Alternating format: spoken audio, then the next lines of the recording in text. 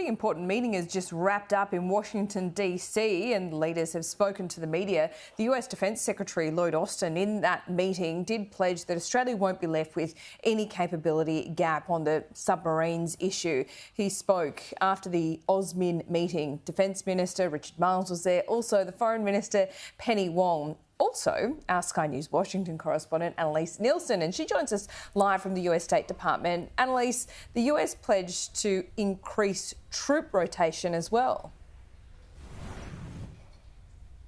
Look, they did, but we also heard that last year, so that's been met with a little bit of scepticism. But this time, all four leaders said that they were confident that it was going to happen this time, that this has been a long time tracking, and that comes down to this capabilities gap.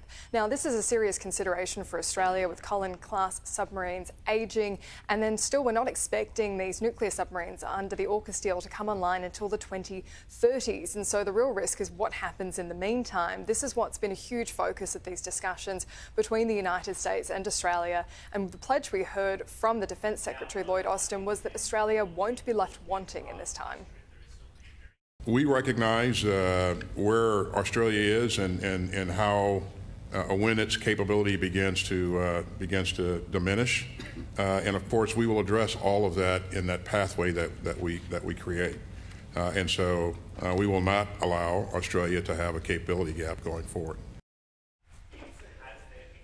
One issue that both sides sidestepped was whether Australia would buy any of the B-21 operative machines, because that is the newest technology that's been announced by the US government. But Lloyd Austin said he's barely got his hands on it, let alone considering selling it off to other countries. What they did announce was an increase in rotations, but also an increase in the relationship with Japan and how that's going to protect Australia's interests in having increased presence in the Indo-Pacific. That's most likely to be by exercises, but there wasn't much more detail on that. Richard Marles was also asked about the capabilities gap as well and how Australia is going to address this.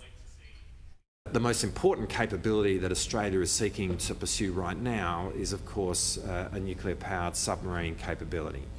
And we are very mindful of the significance of the United States working with the United Kingdom through the AUKUS framework in providing Australia with that capability.